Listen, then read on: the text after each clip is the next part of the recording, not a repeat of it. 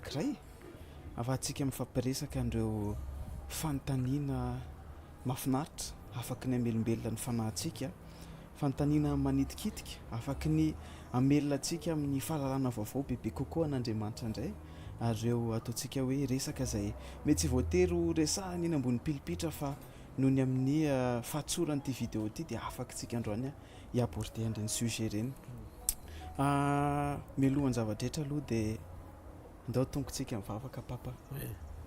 Atongo tapa sa Lefasa ary ery vavaka tsika. Rainay tsara indrindra izay ny an-danitra amin'ny anaran'i Jesosy manatona anao izay androany. Raha anao an'ity vidéo ity izay Andriamanitra ray dia aoka ny fanahinao masina no hitantananay. Aoka ireo fanontaniana izay hipetraka dia avy aminao tokoa. Ary aoka ihany koa ny valim-panontaniana dia ho aseho anao amin'ny alalan'ny valim-panontaniana ny fahatsaranao sy ny voninahitrao Jesosy malala. Tompo tonga eto izay ampatsorana, tsy hisy protocole Jesosy malala fa tena hoe ampatsorana nanantonanay ianao androany, miseho aminay amin'ny fomba tsy takatry ny saina indray, ary aseho androany fa ianao ny mpanjakanay. Ary apetraka eo amin'ny seza fiandriananao ianao Jesosy, na dia ataoko hoe resadresaka ary ny fanaovanay dia apetrakay amin'izany toerana masina indrindra izany ianao, amin'ny mampanjakanay, amin'ny matomponay, ary ianao no andrankinanay dia Jesosy eo miantehatra aminao izay amin'ity vidéo ity, na ny mpametra fanontaniana na ny mpamaly fanontaniana na ireo izay mpiainao ary Andriamanitra ray aza avela misy devoly mangala teny ka haka ny teny izay ho zarany eto ary andiso an'izany. Jesosy malalo misaotra fa mendrika ianao masina ianao, lehibe ny anaranao ary amin'ny anaranao maherina nambarako an'izany vavaka izany. Amen dia amen. Peace papa. Elaela izay tsika tsy nanao vidéo dia maromaro ireo fanontaniana izay ataoko hoe manitikitika ny maro. Ao anatin'izany dia ataoko hoe zaraiko anankiroa angamba ny fanontaniantsika androany papa. Fanontaniana ny andiany voalohany angamba ny ataoko hoe karazana fanontaniana plutôt personnel. Izany hoe ireo fanontaniana izay maka an'ilay avantage mazanaka zany amin'izay fotoana izay dia tonga manontany an'ireo ataontsika hoe fanontaniana personnel. Dia ny fanontaniana faharoa moa zany dia fanontaniana momba an'ireo misy toriteny dada izay vao aingana raha tsy diso dia somary mametraka fanontaniana marobe ao anatin'ilay toriteny dada, dia à partir ny toriteny dada no ametrahako fanontaniana indray ahafahan'ny fanahy masina manazava bebe kokoa an'ilay teny izay napetraka Andriamanitra teo amin'ny papa. Fanontaniana voaloha tsy miambamba tonga dia last ity papa. Tonga dia go zao. Fanontaniana voalohany mintsy matoka hoe misy ireo zavatra nitiavin'ny dada namolavolan'Andriamanitra ny dada atonga ny dada ho lasa olona tahaka an'izao, olona miankina amin'Andriamanitra, olona miandrandra an'Andriamanitra, ary olona tsy mahay mandeha raha tsisy an'Andriamanitra. Ao anatin'izany maro ny olona ataontsika hoe te hiditra ao anatin'izay dingan'ny fatokisana an'Andriamanitra izay, fa vitsy no mety hoe mahazo an'ilay conseil na mety hoe tsy mahafantatra ny lalana izay sy ny décision izay tokony ho raisiny ahafahana miaina tanteraka ao anatin'izay hoe fatokisana ny fiainan'Andriamanitra izay. Dia manontany ny dada d'un point de vue personnel, ahoana dada no ataony dada mahatonga ny dada tena hoe ho déconnecté tanteraka amin'ny logika ny tany, fa tena hifantoka tanteraka eo amin'izay ataontsika hoe famarinana lazain'ny baiboly. Satria raha mandinika tsika ny famarinana lazain'ny baiboly dia tena mifanohatra kely, ary mba tsy tenenako hoe mifanohatra tanteraka amin'ny famarinana misy eto amin'izao tontolo izao sy ny ataontsika hoe réalité. Ary d'ailleurs moa ny baiboly miteny hoe fihevitra ozy izy tsy fihevitrareo. Dia ao anatin'izay papa inona no mety hoe conseil afaka omeny dada mba ahafahana tena hoe matoky an'Andriamanitra tanteraka, mamono an'ilay saina maha-olombelona, fa miactive an'ilay intelligence spirituelle ahafahana mahita ny fiainana andavanandro ho toy ny amin'ny famarinana sainam-baran'ny baiboly. Voalohany aloha dia miarabantsika tsirairay avy isan-tokantrano ao anatin'izao fotoana ny podcast izao, dia misaotra ny sarona ihany koa manaiky ametraka an'izany fanontaniana izany, satria eto tsy zavatra amboarina izay maha-podcast azy fa mivantana avy amin'ny fanontaniana izay manitikitika any am-ponosely izy mety maro ihany koa hiantefana izany androany. Dia alors fa amaly an'izay teny izay ho voninahitr'Andriamanitra androany. voalohany indrindra aloha ny fiadanana na ny fitsarana de tsy voarain'ny olona tsy manana fifankazarana amin'Andriamanitra. Ny ten'Andriamanitra de milaza ao am-bokin'ny Joba hoe mifankazara amin'ny tsy to de hiadana ianao. Zany hoe ny fahalalanao ny toetra an'Andriamanitra, ny fahalalanao ny fahamarinana momba an'Andriamanitra de mahatonga anao anana fiankinana amin'Andriamanitra amin'ny zavatra rehetra. Zay le antony vavaka. Tsy afaka ananan'ny olona anankiray ho fiainana mihitsiny ny anjakanjany atao hoe fiadaran'Andriamanitra zany ao anatin'ny olona anankiray zay tsy mahalala an'Andriamanitra aloha voalohany indrindra, fa mila mahalala an'Andriamanitra tsika. Zay no mahatonga ny tenin'Andriamanitra koa milaza hoe ringana ny oloko izy ny bokin'ny Hosea, ringana ny oloko no tsy fisian'ny fahalalana. Zany hoe mila mahalala an'Andriamanitra tsika, mila mangetaeta an'Andriamanitra tsika, mila tonga olontsika mikatsaka an'izay atao hoe fiainana ankasitrahan'Andriamanitra zay ao anaty. Tsy hoe tsika ny miezaka tsafidy fa mamela malalaka ny fanamasina hitaridalana antsika. Reo le tena mahasamihafa n'le hoe olona ao anatin'ny fiazahana anao ny sitrapon'Andriamanitra sy ny olona mamela malalaka ny fanamasina hitaridalana azy. Elanelana kely no mahavoafitaka ny olona ao anatin'izay. Satria ny ankabeazan'ny olona de te hiaina sy anakatra amin'ny fisainana voafetra ny zava-panahy zay lalina ao amin'Andriamanitra. Misy fanomezana ny men'Andriamanitra atsika, meny tompo atsika ny fanahiny, meny tompo atsika ny teniny, meny tompo atsika ny fafahana manapa-kevitra antsafidy hiaino an'Andriamanitra miteny amintsika amin'ny alalan'ny soratra masina, amin'ny alalan'ny filazantsara, amin'ny alalan'ny epistily zay soratany mamaritra ny atao hoe baiboly. Rehefa tonga oatsika de mivavaka de ny porofom-panehoana mahatonga ny fiainako ny aina tao anatin'izany atao hoe fitsarana miatrikady ohatra, na hoe ny fafako tonga de mametraka sy mamoaka ny fihevitr'Andriamanitra ao anatin'izay fifamahofahoana mety mahavery hevitra ny olombelona amin'ny zavatra trehany dia tsy misy akoatry ny fanatonako an'Andriamanitra mba anao zay akasitrahany, anao zay akasitrahany, anao zay tiany ary anao ny sitrapony. Zany ny zavatra lehibe sarobidy indrindra ao anatin'ny foko rehefa nanomboka mivavaka tamin'Andriamanitra sy namaly ny antson'Andriamanitra. Aferitsika kely le teboka anankitelo teo nisy inavy izy teo tata. Teboka voalohany teboka voalohany manao sitrapon'Andriamanitra, manao ny sitrapony, mangetaeta mametraka ho lara-pamena ny sitrapon'Andriamanitra. Faharoa manao zay akasitrahan'Andriamanitra, ary ny fahatelo tena hoe miaina ny tenin'Andriamanitra zany. No zavatra anankitelo reo zany no tokony ho anton'ny olona zay rehetra hoe mangetaeta an'Andriamanitra, hoe tonga eo amin'Andriamanitra ianao de tsy karazan'olona hoe tonga mba ho ampifalian'Andriamanitra fa hiaina ampifalian'Andriamanitra. Zay le choix safidy le izy. Zany hoe misy décision zany ao anatin'ny olona anankiray zay mahalala an'Andriamanitra hoe ny fandresen-dahatra ato anatin'ny foko ny fandresen-dahatra ato anatin'ny foko de miaina anao zay ampifaly an'Andriamanitra. Zay raha teo koa neny mahatonga ny tompony teny. Zany teny zany ozy izy nolazaiko aminareo, zay mivolaza Jona 2:20 izy miteny an'izay mba ho ao aminareo fifaliako. Zany hoe tsika zany de karazana mpamoronana vaovao, zay le olom-baovao avy amin'Andriamanitra amin'ny alalan'ny fandraisantsika ny famonjeny Jesosy Kristy ho programmen'Andriamanitra anana sy hitondra ny fifalian'Andriamanitra ao anatsika. Zay ny tanjony tenin'Andriamanitra ahatonga atsika ho karazan'olona ampifaly an'Andriamanitra mba ho ao aminareo ny fifaliako. De ozy izy tanteraka am'izay ny fifalianareo après. Zany hoe rehefa tsika zany tsy tonga eo anatren'Andriamanitra andevoziny filatsika satria fatatsika hoe mahay zavatra rehetra izy, fa tonga eo anatren'Andriamanitra tsika mba ampifaly an'Andriamanitra, ampifaly an'Andriamanitra satria ny fifalian'Andriamanitra no ao anatintsika rehefa nandray teny avy amin'i Jesosy tsika. Zany teny zany no nolazaiko taminareo mba ho ao aminareo ny fifaliako. De ozy izy Jesosy hoe tanterahako, tsy sika zany no hiady anatanteraka an'izay valiny mety ampifaly atsika, fa izy no hiasa anatanteraka ny fiainantsika ny fifaliantsika. Amin'izay fotoan'izay rehefa ato amintsika ny fifaliany voaraintsika avy amin'ny teniny de mora ho azy ny anatanteraka ny fifaliantsika zay tsy mifanohatra amin'ny fifaliany ao anatintsika zay mba tonga ny jaune apôstôly lazany amin'ny epistily zay soratany ozy izy hoe raha mangataka zavatra araka ny sitraponsika de miaino izy de ny anankiray koa zany hoe mila zavatra araky ny sitrapon'andriamanitra foana zany eo le importance an'le hoe tena mahafantatra an'andriamanitra zay le izy azoko de miova ho azony ao anatisika satria na ny etaetam-bavaka tsika azy tsy mifantoka loatra ntsony amin'izay zavatra ny heren'ny nofo atsika hitady an'andriamanitra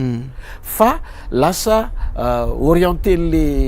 le etaeta ao anatisika hoetiny le etaeta ao anatisika hifantoka amin'ny sitrapon'andriamanitra satria lasa mahateretsika amam-bavaka zay le izy lasa mahateretsika amam-bavaka ny ampifaly an'andriamanitra sinon sitrapon'andriamanitra arak'izay teboka telo zay fanjaraiky teo de ny fiafaran'le izy mazava ho azy mamaly le teboka anankiray farany hoe tonga fiainatsika le izy de gagy ianao hoe fa maninona misy zavatra mafy mandalo misy zavatra trehana mampiverihevitra mahaverihevitra ny olona nefa tsika mbola mitoetra amitsika tsy teny amin'ny endritsika mihitsy hoe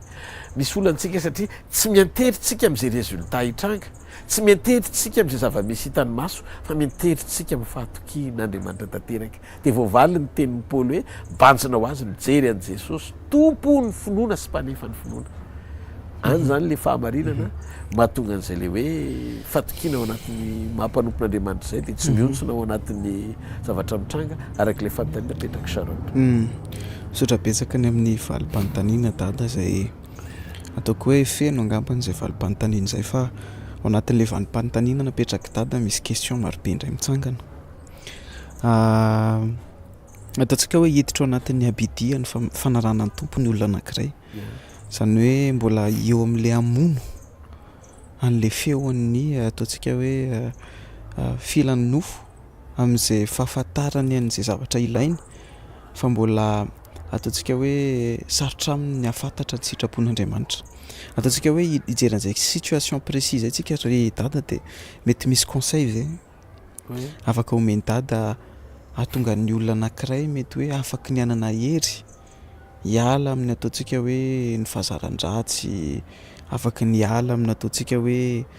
reo fahazarana satria mantsy le izy mantsy rehefa tena dinihana ohatrany tena efa lasa fahazarana mihitsy le izy normal ho an'ny olona kokoa na ataontsika hoe mihinan-kanina de matavy noho ny ataontsika hoe andeha hifetena de andeha hiditra salle de sport ho tafavoakany amin'le objectif le tanjona zany de ataontsika hoe tanjon'le olona anankiray te ho bokony izy zany ohatra tena hoe te hivoaka am'le ara-pahasalamana sy ataontsika hoe eo amin'ny endriky ny tena hoe tiany atongavany eo amin'ny fanaranan'i Jesosy de inona le ataontsika hoe endrika tsy maintsy décision tsy maintsy ho raisiny anapahany décision tsy maintsy ho raisiny moa zany efa fantatritsika fa andrasany hoe zany ao na re zany irefolomireko an'izany fanontaniana zany dada hoe inona ny zavatra mety afaka hanampy anazy handray an'le décision satria matetika raha ataontsika hoe olona misy addiction hihinana sakafo matsiro be foana ohatra ny sarotra kokoa anazy ny tonga de ho bokona fa tsy maintsy mila discipline izy vao afaka ny ataontsika hoe hiala amin'izay fahazaran-dratsy zay de inona ry dada no ataontsika hoe conseil afaka omeny dada ahatonga ny olona anankiray anana conscience ave na hoe anana fahatsapana amora kokoa anazy ny andrain'izay décision zay hoe esoriko ty zavatra mety hoe tiako ty fa ny zavatra ilaiko no ataoko amin'ny point de vue en dada personnellement inona ny mety zavatra nataony dada atonga ny dada mety hoe lasa tafavoaka ohatran'izao androany satria za sura hoe dada taloha olombelona ohatran'ny rehetrarehetra ihany koa ohatran'ny mety reo olona mijery reo mety manana ny ataontsika hoe ny anna personnel ny dada taloha fa rehefa hoe andray an' Jesosy de tsy maintsy misy décision raisina hoe ty tsy ataoko tsony de asa nazo an dada angamba le fanontaniana azoko lesy voalohany aloha ny io miankina mifantakaratsika ny fifandraisan'Andriamanitra amintsika rehefa nifandray amintsika Andriamanitra de fitiavana ny netiny toy izao nitiavan'Andriamanitra ny zao tontolo zao nomeny ny zanany lahatokana mba tsy ho very zay rehetra miheno azy fa anana fiainana mandrakizay ny fahatsapan'ny olona anankiray ny alehibe sy lanja ny fitiavan'Andriamanitra azy de manova ny olona io ao anaty anaiky sy anome lanja zay zavatra efa nataon'Andriamanitra ho azy mba ahafahany manapa-kevitra tonga le fanapa-kevitra anome alalina amin'ny fanahy masina ao anatiny fony anova azy hifanaraka amin'izay endrika mérité ny fitiavan'Andriamanitra zay satria ny fitiavan'Andriamanitra atsika tamin'ny voalohany a tsy mendrika atsika ny hotiavana raha ny zavatra nataontsika satria fonombolam-panotsika dia efa maty hamonjy atsika Jesosy donc tsika tiany Jesosy na dia mpanota azy fa ny zavatra tsy tiany Jesosy dia ny ota ny fahatsapantsika zany a ny asarobidiny famonjeny Jesosy tamina loran'ny ainy ho atsika dia ahatonga atsika anome tombam-bidy na valeur ambony be mihitsiny ny fahatsapana ananatsika ao anaty ny asarobidiny fitiavany satria fatatsika fa tsy zavatra kely nafoizany Jesosy ny ainy ho atsika fa tena hoe ny fiainany maha olombelona azy mihitsy noho ny foanany mba ahafahantsika misitraka ny fiainany ao anatsika tamin'ny fandresen-dahatra andray azy ho tompo sy mpamonjy ny fiainantsika manokana ho azavaiko le izy hiditra lalindalina kokoa za zao nahafantatra fa sarobidi ny zavatra natolotry Jesosy ho ahy inestimable le izy satria aina le izy fiainana le izy tsy zao tontolo zao nomen'Andriamanitra fa Jesosy zanany dia rehefa natolony Jesosy dia maty teo amin'ny toerako ny fahatsapako ny fisiany lanjany zay le hoe fanoloran'ny tenany Jesosy nanolotra ny ainy zay dia mametraka ato anatiny foko ny lanjany ny atao hoe fiainany natolony ho ahako raha zay fotsiny zavatra jerena dia miteraka fandresen-dahatra atao-poko le izy amin'ny alalan'ny fiasan'ny fanahy masina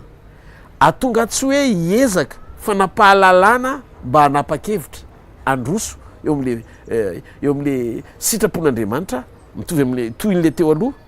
anao zay ampifaly azy sy anao zay ankasitrano zany hoe ny antom-pisiko rehefa nandinika ny tenin'Andriamanitra dia tsy ho velona ho an'ny tenako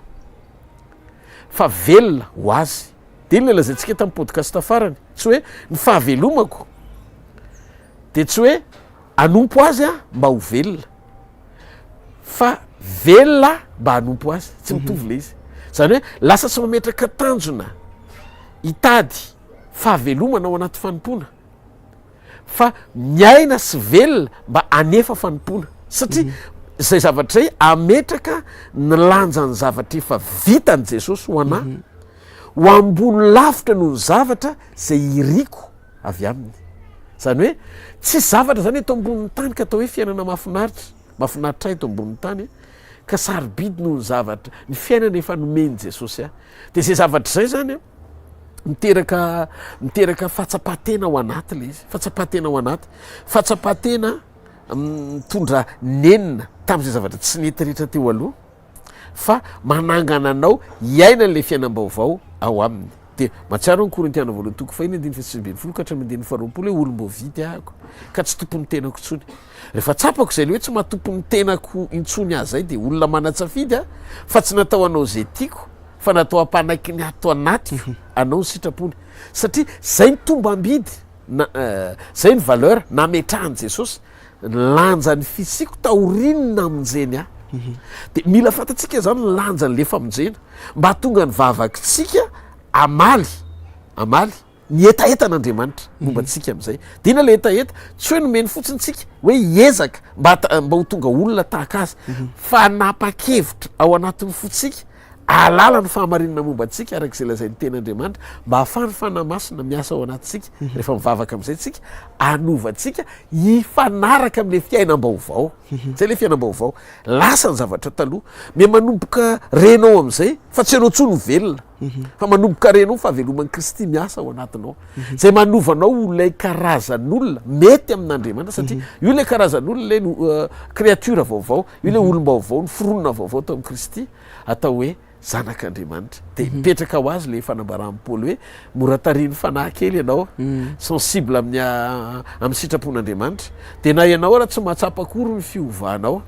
satria rehefa mandeha ny discussion na mandeha ny adihevitra de tonga de matsilo be ny ao anatiny ao amin'ny alalan'ny fanampiny fanahy masina alala ny sitrapon'andriamanitra mba hatonga anao ho tafavoaka arak'izay antom-pisiny ilan'andriamanitra anao fa tsy miaina am'le maha olombelona sy le lojika ny olombelona io le mahatonga ny marina mihitsy ny fanambarany Sharon teo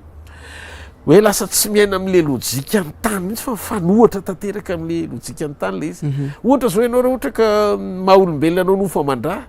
de mora azo satana avily lalana de tsy afaka ity mifahavalinao zany ianao zay mitsakako fahavalinao de tsy afaka ho tiavinao satria ny olombelona manana tendance amalifaty kanefa renao fa anisany mampiavaka ny fampianaran'i Jesosy sy ny toetran' Jesosy ary zay le karazan'olona vaovao tian'Andriamanitra isy eto amboniny tany de tsy maintsy milefitra ianao mametraka ny atao hoe fiainam-baovao ao anatinao amin'ny maha olom-baovao mifanaraka amin'ny sitrapon'Andriamanitra manahaka an' Jesosy ianao de mibetsika aminao fanahy masina hoe tsy tokony akahal'olona ianao fa tokony adio apo ary tokony ianao anatanteraka rahabaky teny teny Jesosy hoe raha anao na mifahavalinao de omenao hanina izy raha mangetaheta izy de omenao rano hosotrony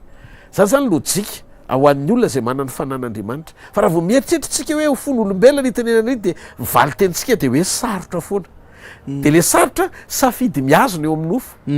fa mora le izy rehefa vitsoranao ny ao anatinao ara-panahy kanefa arakaraky ny amitsoranao ara-panahy mampahazo ainan'Andriamanitra sady mametraka izy andraikitra sy fahatokina lehibe ao anatinao satria fantany sy mahazo antoka izy fa zay zavatra rehetra ho ataony eo amin'ny fiainanao de tsy andisy fanantenana azy noho izany sady mampitombo ny fatra ny fahatokiny ianao zany ao anatin'ny fanompona mahatonga azy tena hoe hitsahatra fa manany zanaka izy azo ny ampiasaina mahatamana ny présenceny sy ny fanotonany eo amin'ny fiainanao zay ngamba ny zavatra azo koa malina Sharon ao anatin'izay tena tsara be misaotra ny am'izay valim-panontaniana zay dada misy matoka hoe maro ny olona amin'izao fotoana izao miady ao anatin'izany hoe hiditra zato isan-jato amin'ny sitrapon'Andriamanitra mety misy volonté ihany izy fa mety sarotra ao anazy raha mijery marina tokoa n'le fomba fijeriny tany izy mahafinaritra ny valiten'ny papa de misy fanontaniana anankiray ihany koa dada tena hoe hitako hoe important be amin'izao fotoana andro farany izao ahoana dada no ahafahany dada mandray sy mikasika ny fon'Andriamanitra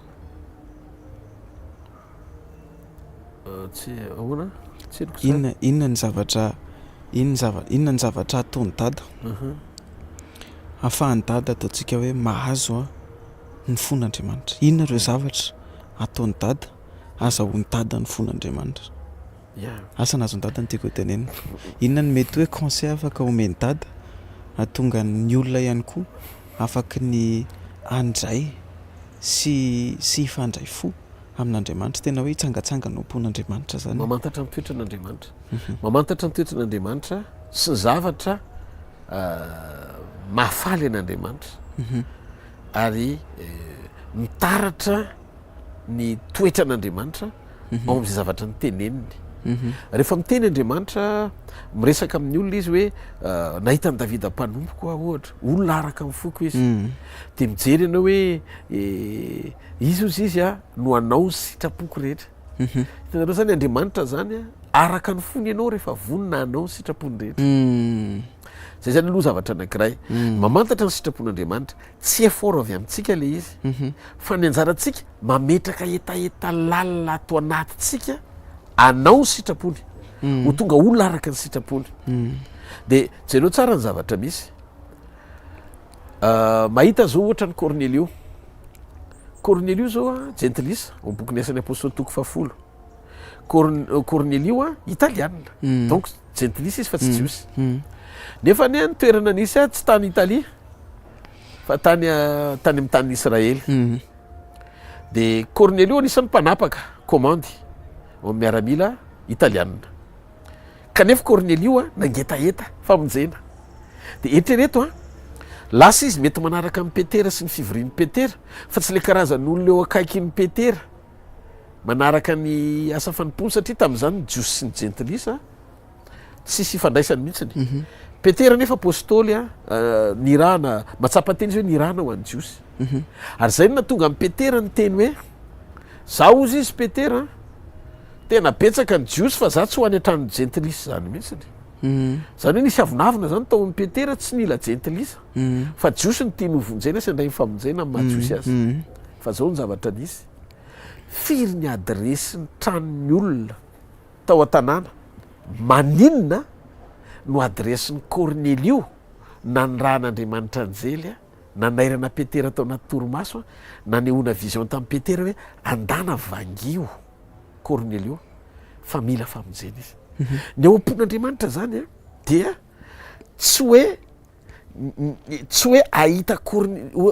Cornelio miavaka mpanan-karembe feno vola mirentirety be voninahitra be galona fa nitsindriny eo amin'ny teny hoe ren'Andriamanitra ny fiantrana sy fivavaka Cornelio fa ino ny fivavaka Cornelio len'Andriamanitra io ren'Andriamanitra nangetahety Cornelio ny atao batisa nefa nataotry Cornelio hoe za jentilisa mpihinana biby maloto ty ve mba hamindra fo amiko Andriamanitra de hamonjy ahy ihany asa nazonareo le zavatra mitranga de ozy izy Andriamanitra naniraka anjely Andriamanitra ny teny tamin'ny Cornelio hoe mandana amin'ny toerana ohatrao fa misy lehilahy tao hoe petera ry anana de nyteny tamin'ny petera koa Andriamanitra fa petera matoritory any ambony terasy any ambony makahinany de nampidin'Andriamanitra reo tantingezabe misy ny biby maloto rehetra sy ny biby madio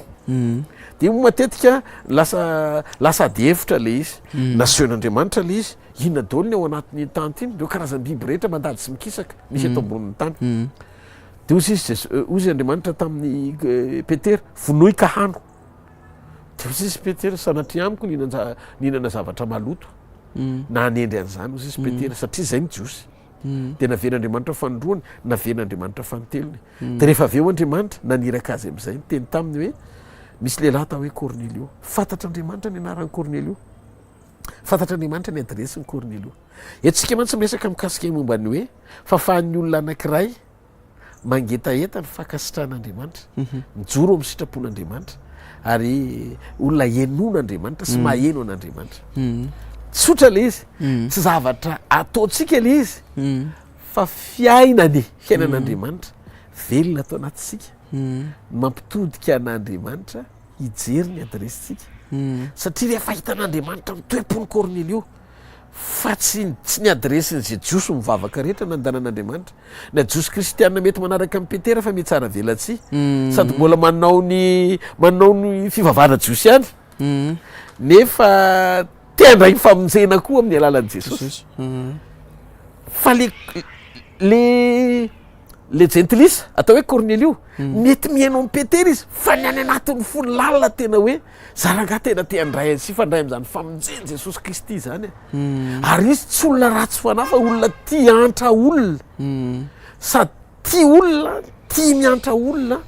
no manana le critère mafeno fepetra ilan'Andriamanitra azy amin'ny etaeta-pamonjena lalina ao am-pony mba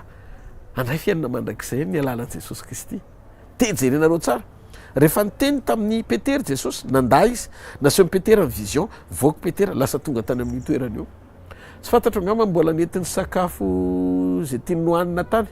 i Cornelio tao fotoana namangimy petera azy fa ny zavatra azo antoka de zao tsy nisakana fanamasina tsy hidiny zany de matetika tsika rehefa manontany io moa lefa niresantsika farany hoe aoka ny mihinana tsy hanamavony tsy mihinana ary aoka ny tsy mihinana tsy hanamavony mihinana fa mitompo ny joroy de mitompo koa ny alavony fa mitompo manarina azy amin'ny Romanina toko 7:20 ka le tsy amin'ny sakafo na amin'ny fisotro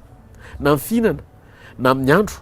fa Kristy zavatra rehetra noho izany raha ohatra le olona tsy mihinana zay aloha zany any fandresen-dahatra tsy manameloko azy ny tenin'Andriamanitra fa treo ny fonony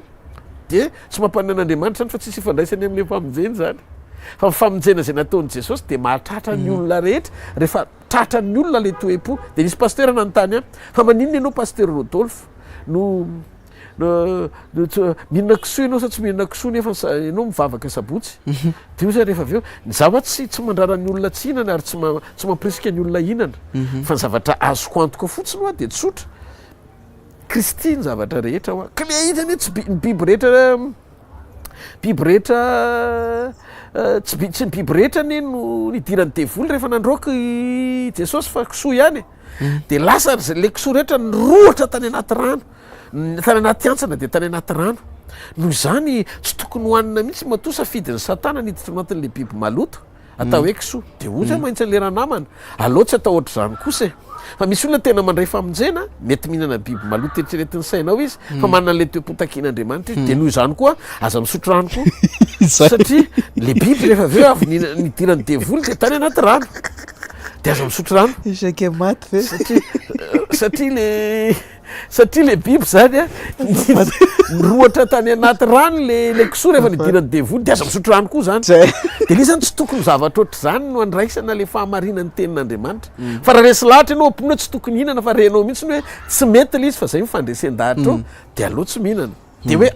ka rehefa ianao reo miteny fa Jesosy ny laza fa tsy zay miditry mivavany olona no mahaloton'ny olona fa zay mivoaka mivavany avelaon'ny olona ifoka rongony avelaon'ny olona ifoka sigara avelaon'ny olona isotro toka satria tsy zay miditra mivavany fa zay mivoaka mivavany satria zay ny mamaritry ny aveo am-pony zay ny lazain'i Jesosy tokoa aloha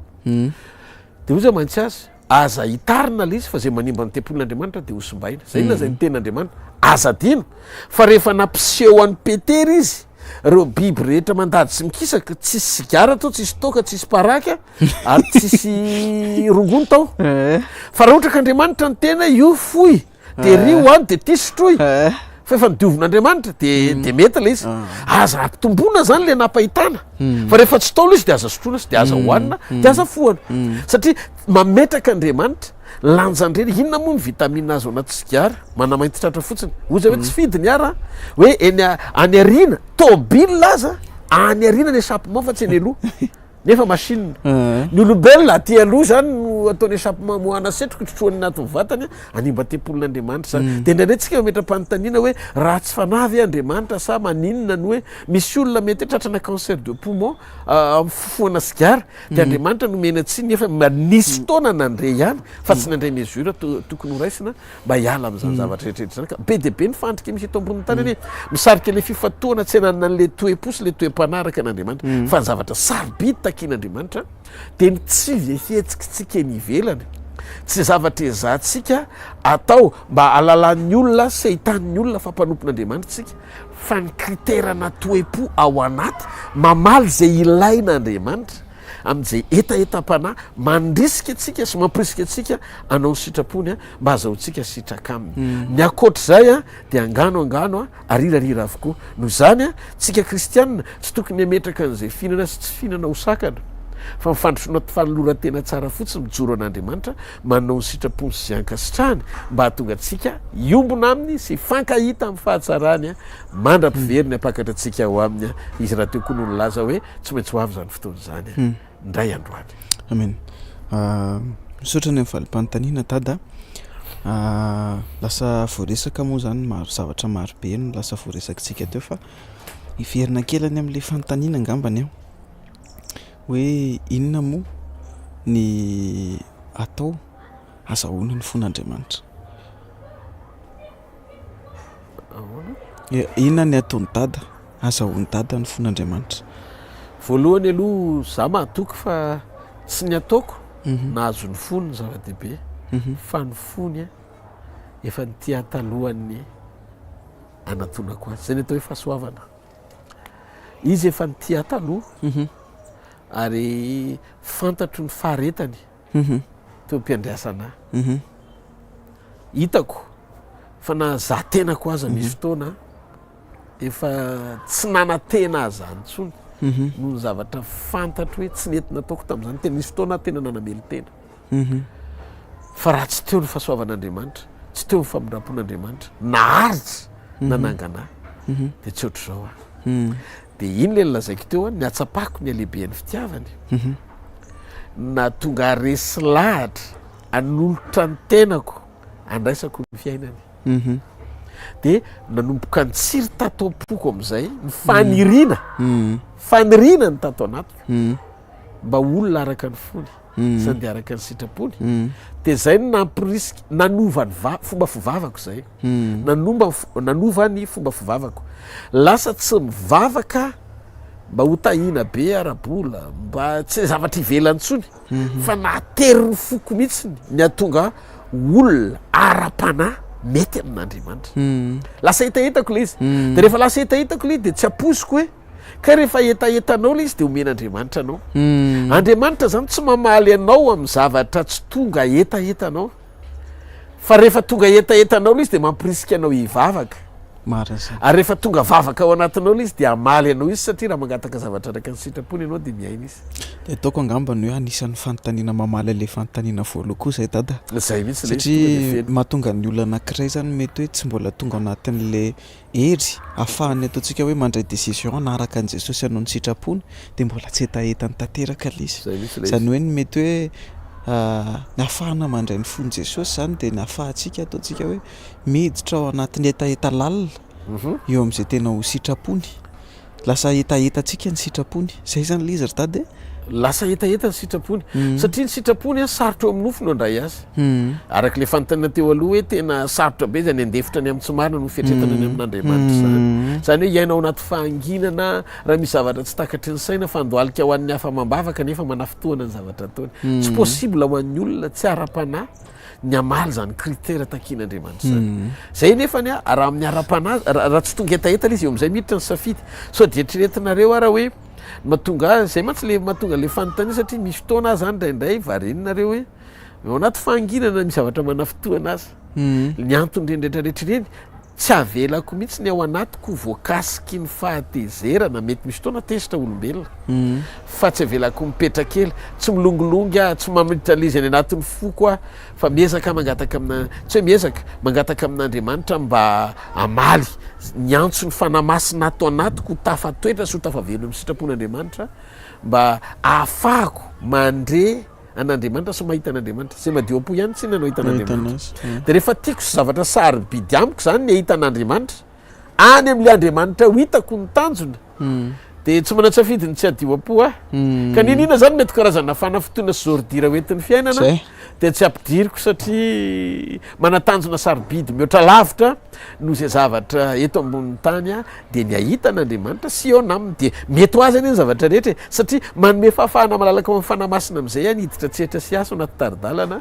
de le izy tsy fombiazana avy amin'ny tena kokory fa fombiazana avy amin'ny fiasana amen mbola anatin'le fanontaniana personnel ihany tsika dada misy tena Andriamanitra zay hoe niondroko malala ny feoko mety misy ataontsika hoe conseil ve afaka omeny dada ahatonga ny olona anankiray a ahay anelanelana anova tsy anova moa zany discerner ny feo an'Andriamanitra marina sy ny feo an'ny fieritreretana sy ny feo amin'ny manodidina sy ny feo amin'ny fihetsem-po satria misy feo marobe mantsiny feo ny hita maso koa mety hoe misy zavatra hita maso misy feo an'iny rehefa tonga ao amin'ny eritseritsy ny feo ireo feo marobe zay mety hoe mifamaofao zay mety corrompre an'le feo an'Andriamanitra de mety misy conseil personnel ave ataony dada ahafantarany dada hoe ty tena Andriamanitra ty miteny ty tena ny saiko ty miteny ty tena ny émotionko ty miteny ty kosa rangaha tena feo an'ny zavatra hafa ty miteny ty asa nazony dada ny fahatsapana aloha zany de feo amin'ny vatana fahatsapana ny feo amin'ny vatana ty vatana ty zany misy feo matoa rehefa kasehana izy a de mamaly feo amin'ny vatana ny fahatsapana ny feo amin'ny fisainana maneho ny fahatsiloana sy intelligence intellectuelle iny zany le fahatsiloatsaina ary misy ny feo an'ny fieritreretana ny feo amin'ny fieritreretana mamaritra ny feo amin'ny fanahy amin'ny conscience zany mijugena amin'ny tsara ny saina mamantatra ny ratsy tsy tokony atao sy ny tsara sy tokony atao rehefa miditratsetra ny fanamasina de amin'ny feo amin'ny fieritreretantsika izy no mibitsika zay mahatonga ny olona anankiray de tena materitreritra ve olo de tsy fantany hoe tsy metsy ny zavatra ataony zany dikan'izay tsy mamaly tsony mibitsika Andriamanitra ny fieritreretana fa lasa manapa-kevitra ny aino feo hafa sy afaka mambabo ny olombelona anankiray io amin'ny fiainono ny feo amin'ny vatany sy ny feo amin'ny fisainany olo zany a miditra lalindala kokoa tsika ny feon'Andriamanitra ny feon'Andriamanitra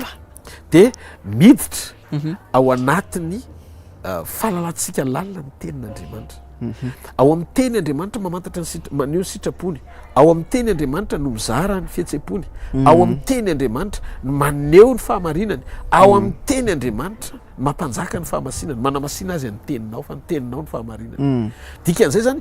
tsisy nininona tsy azontsika raisina ao amin'ny teny. Zay mahatonga ny Paoly ny teny tamin'ny Timoty fa ny teny rehetra zay nomeny tsindrimban'Andriamanitra dia mahasokoa fampianarana. Ny fampianarana dia mamelona ny feo amin'ny fieritreretantsika anana discernement na mamantatra ny feo samihafa. Dia ny alalàna fa tenin'Andriamanitra, feon'Andriamanitra ny zavatra anankiray dia mitondra anao any amin'ny sitrapon'Andriamanitra foana le izy. Zay zany alohan'ny daholobe zay. Dia rehefa ianao zany maheno manomboka mamantatra hoe ty zavatra ty ohatry ny tady ampifaly azy zany, fa renao hoe eo amin'ny nofo nivaon'le fifaliana, amaly an'le zavatra ilain'le nofo re izy, fa tsy voatery ampahazoena ny fanahy, satria mety hoe nanapoaka fera be anao ohatra, fa ilay fera napoakanao io misy mirefotra quelque part, misy tombontsoa ratsy ao anatin'le izy, misy victime ry ambadika ary, ianao te ho victor, vokatry ny zavatra tsisy dikany ohatra zany. Dia ao anatin'le izy zany misy feony feo fieritreretana mitady ampatsiary any hoe tena tsy mety nisy zavatra zao fa misy anankiray koa misisika be mihitsy hoe mety io fa io ny lalàna mpanankarenanao, io ny lalàna pety anao. Dia iza no enonao ao anatin'ireo. Dia ianao zany manomboka mihaino ny feon'Andriamanitra hoe rehefa misy zavatra tsy araky ny sitrapon'Andriamanitra tafiditra anatin'le izy, tsy hoe rehefa faly be dia mitady isy fitsarana ny anatin'ny foko dia fitsarana avy amin'ny fanamasina. Misy ny zany fiadanana fa miala any ny Saint Esprit fa miala, nefa le izy amin'ny tsy fahamarinana le izy. Dia ianao koa mahalala hoe misy feo anatinao, de feo anankiray faharoa zay ohatry ny tehiteny hoe atao f'Andriamanitra mamindra fo, nefa le izy tena renao mihitsy hoe tsy ao amin'ny volonté-n'Andriamanitra le zavatra ataonao. Dia manomboka tsy mametraka fiadanam-po ao anatinao zay rehefa fantatro ny sitrapon'Andriamanitra. Zay ny atao hoe velona ny feo fieritreretanao fa tsy maty fanahy ianao, tsy maty fanahy ianao. Ny olona rehefa hoe tsy maty fanahy ny olona anankiray dia olona afaka hiaino sy amaly ara-potoana ny feo fieritreretany, mandray bitsiky ny fanahy masina, anitsy ny lalany. Fa raha olona mahafantatra ny fahamarinana nefa mbola minimana tanteraka an'izany, na hoe miaina ao anaty fahazarana, mbola misy mamantatra kely ihany le fanahy masina hoe miteny ny fanahy masina hoe tsy izy zany, dikan'izay mbola tsy tena maty fanahy io olona io, fa mbola afaka fa tsy resiny le izy, dia lasa tafiditra any izy, dia mbola misy antena izy olon'izay hoe olombelona izy ara-panahy. Fa ny olona tena tsy olombelona tsony ara-panahy dia manomboka gejay ny filany hatramin'ny soahany sy ny momba azy ray manontolo tsy andesy hanapa-kevitra amin'ny sitrapon'Andriamanitra fa mievitena miaina ao anaty fahamarinana nefa lavitry ny fahamarinan'Andriamanitra, lasa manamary-tena zany ao anaty io tamin'izay. Dia manomboka tsy rentsony izy fa lasa fahazarany, dia mandeha ho azy le dia misisika izy mandeha ao anatin'le izy, efa safidy mihitsy zany no tafiditra anatin'le izy, dia manomboka en danger ny fiainam-panan'izay olon'izay, satria zay ny atao hoe maty fanahy mbola velona. Dia tsika zany raha mbola misy fanantenana ao anatintsika ao dia tsika manaiky anitsy lalantsika ao amin'ny sitrapon'Andriamanitra. Zany ny zava-dehibe sy sarobidy indrindra eo anatren'Andriamanitra mba ahafahan'Andriamanitra manova atsika,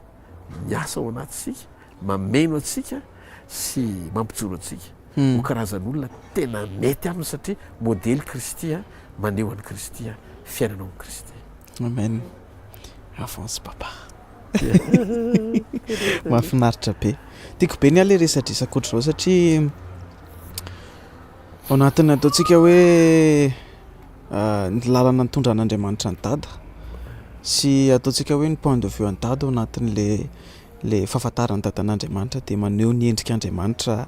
amin'ny fomba hafa kely indray. Za manokana dada mino hoe ny expérience ny tsirairay avy ao anatrena miaraka amin'Andriamanitra dia manampy antsika fantatra an'Andriamanitra bebe kokoa.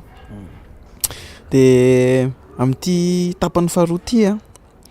hiditra amin'izay ao anatiny hoe fanontaniana mahakasika ny ataontsika hoe ireo tenin'Andriamanitra izay nosarain'ny papa, izay mety hoe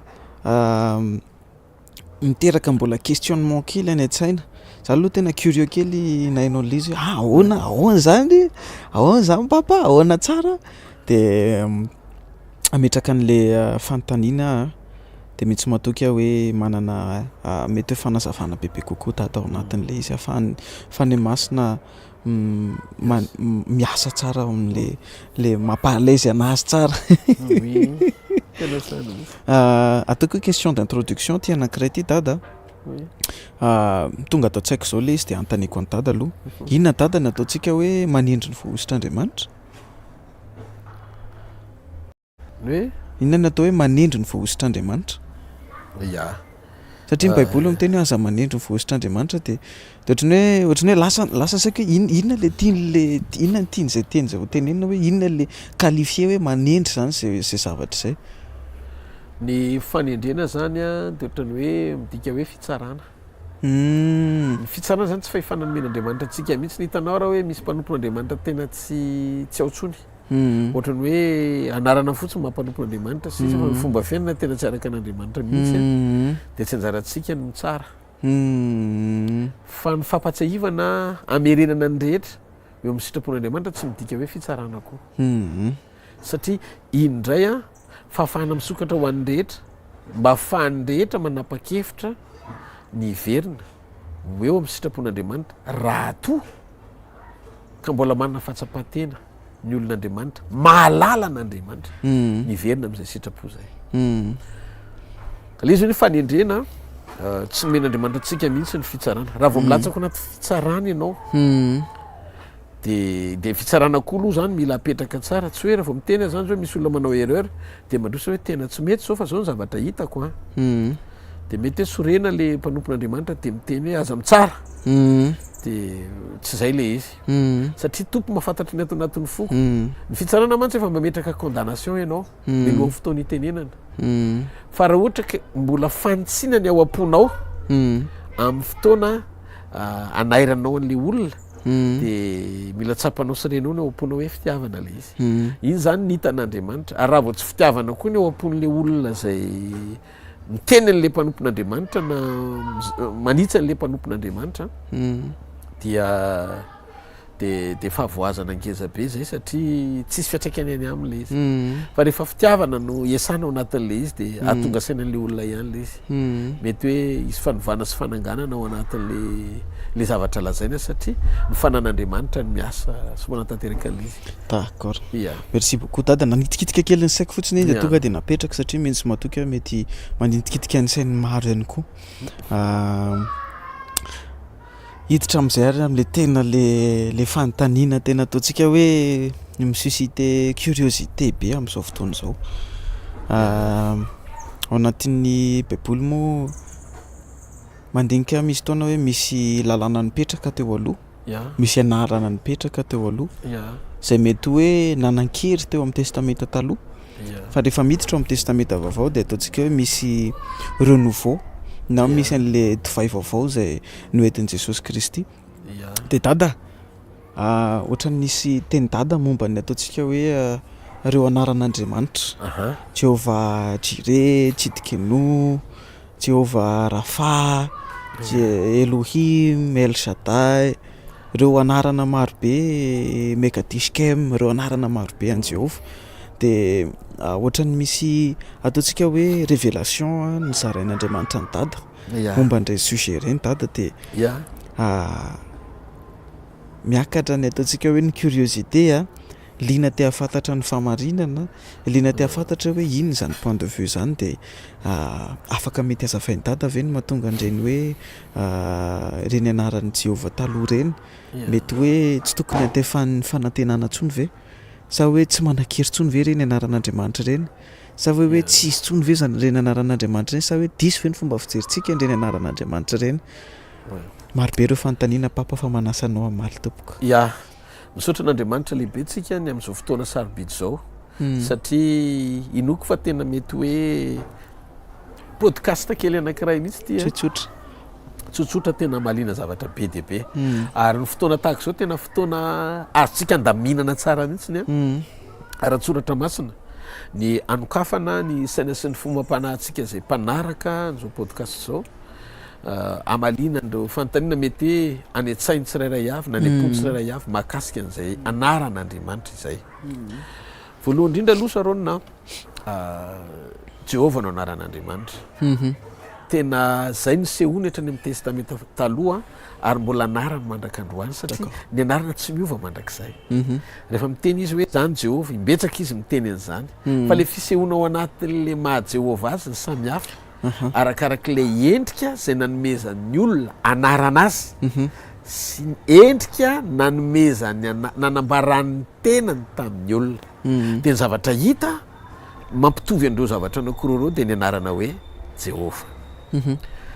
Averiko eto tsara mazava, mino sika ny Jehovah-Andriamanitra ray, mino sika ny Jesosy Kristy zanak'Andriamanitra tonga olombelona sady Andriamanitra, mino sika ny fanahy masin'Andriamanitra zay nirahana tamin'ny anaran'i Jesosy sady Andriamanitra, manomana antsika ho amin'ny fotoam-pampakarana amin'izao andro farany zao.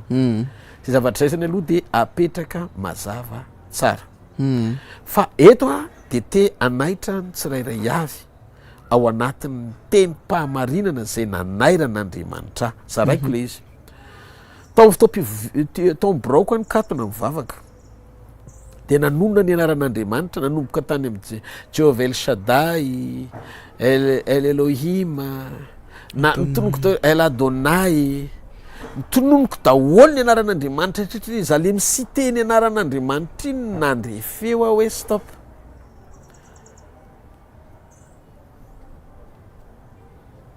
Tsy tanteraka ao amin'Andriamanitra zany zavatra sandratra ao zany, tsy tanteraka amin'Andriamanitra zany vavaka ataonao zany.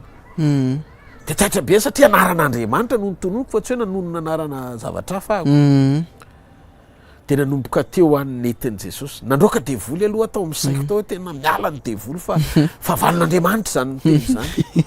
Tsy tout à fait normal satria za olona ohatrany hoe ao anaty vavaka ianao tonga de stop tampoka le izy tena reko le feo. De tapa-kevitra nipetraka aloha vavaka nandroaka devoly de niraiso noentiny moramora ara-tsoratra masina am'izay. De io no hozaraiko amin'ny sarona so amintsika tsirairay avy androany par rapport an'ity podcast anankiray ty zay amelabelarako azy azava tsara tsisy fanontaniana be dehibe mipetraka ntsony fa tonga de petrako indray-pandeha de ho trafikena ame mahery izy ty de ambava homana de ampony eritreritra. Tiako daholo le pasteur rehetrarehetra sy mponompoandriamanitra rehetrarehetra mametra-panontaniana satria na izaho koa raha mbola ao anatin'ny fianarana isan'andro donc tsisy hoe manana marina eto na matikambo hoe tena tompony fahamarinana sanatria fa tena zay tondran'Andriamanitra ny fampizarana de mamizarana le izy amposy ampitiavana biasa rona indrindra mosy koa mametra-panontaniana ao anatin'le de ohatry ny fianarana kely ihany le izy. Voalohany misy ny anaran'Andriamanitra nyresahany. Raha mesaka zao Andriamanitra ao amin'ny Genesis 7:1 voalohany hoe ary rehefa 7:50 taona Abrahama de nisehony Jehovah izy ka nitenenany hoe izany no Andriamanitra tsy to mandehany anatrea ka aoka tsy misy tsiny ianao. Iny le atao hoe Jehovah El Shaddai. De misy ny hoe El Ra Jacob indray no sehony tamin'io ao amin'ny Genesis 3:30 voalohany aroa Andriamanitra tamin'ny Jacob mianga miakarany Betely ianao ka monena any ary manorena alitara any ho an'Andriamanitra izay niseho taminao ilay niseho tamin'ny Abrahama. De fony ianao nandositra ny tavany Esau rahalanao zany Andriamanitra eto no miteny hoe izy no El Ra. De amin'ny fahateny ndray Jehovah Rafa tamin'ny Moïse. Io tsy Moïse no niteny hoe ataoko hoe Jehovah Rafa no anarany fa Andriamanitra no niteny hoe raha zo ty haino feon'ny Jehovah Andriamanitra ianao ka anao mahitsy io masony sy haino ny lalany ary hitandrina ny didiny rehetra de tsisy ataoko aminao Andriamanitra miteny io reny aretina rehetra reny zay nataoko tamin'ny Egyptiana fa izany Jehovah zay mahasitrana anao Jehovah Rafa. De hoe Mekadiskem Mosesy koa nameny an'io hoe amin'ny Exode 31:13 mba ho fantatranao fa izaho ny Jehovah zay manamasina anao. Izy no niteny an'io. De Elkana koa izy Moïse koa niteneny amin'ny Exode 25 de izy hoe Jehovah saripiaro izy. Zany Jehovah de Andriamanitra saripiaro. Izy no niteny an'io. De izao zay izy koa izy no niteny tamin'ny Mosesy hoe izao zay izy. De ny fahafito farany El Rashum midika hoe ao amin'ny Exode 34:6 zay miteny hoe ary Jehovah nandalo teo anatreny ka niantso hoe Jehovah Andriamanitra mamindra fo sady miantra mari-po sady be famindra-po sy fahamarinana. Io zany no sehon'Andriamanitra de anarana nitenena ny tany amin'ny testamenta taloha hoe zao zah. De reo tsy nisehony tamin'ny olona rehetra fa tamin'ny sokajon'olona zay ho ampiasainy hitondra ny tandinto ny zavatra ho avy reo olona reo refleteur fotsiny zany fotsiny zany hoe tsika samy mahita hoe ny aloka de zavatra lasa tandindona ny zavatra lasa zay nefa ny testamenta taloha tandindo ny fiaviany Mesia manambara ny Mesia fa any amin'ny testamenta vaovao Andriamanitra no miseho tamin'ny alalan'i Jesosy Kristy tamin'ny famonjena zany hoe raha dika ny famonjena de feno de misy ny anarana zay napetraky ny olona de aloha zavaiko tsara izy napetraky ny olona zay nahita an'Andriamanitra de tonga anaran'Andriamanitra tonga anaran'Andriamanitra ny sasany nametraka an'le izy ho anarana altara de ny sasany nametraka an'le izy ho anarana tany de andaony hoe hoazavaiko tsara le izy Adonay Jehovah tompo i Abrahama nanomeny io Genèse 15:2 ary Abrahama Jehovah tompo inona nomenao aho ino le hoe Jehovah tompo iny Adonay ny faharoa Jehovah Nissi Mosesy Exode 17:15 de nanorina altara Mosesy ka nanao ny anarany hoe Jehovah Nissi ny anaran'le altara natao hoe Jehovah Nissi tsy anaran'Andriamanitra izy zany hoe anarana altara aloha zany nanangana altara izy de nataony Mosesy hoe Jehovah Nissi ny anaran'le altara misy mahasamy hafa azy ho le hoe Andriamanitra manome ny anarany sy le hoe le olona nanome anaran'le altara zay nifanaraka tsy voatery hoe diso fa nifanaraka tamin'le fisehoan'Andriamanitra teo amin'le toerana de iny zany dikan'iny de hoe Jehovah fanevako ohatra hoe drapeau zany zay nidikale hoe Jehovah Nissi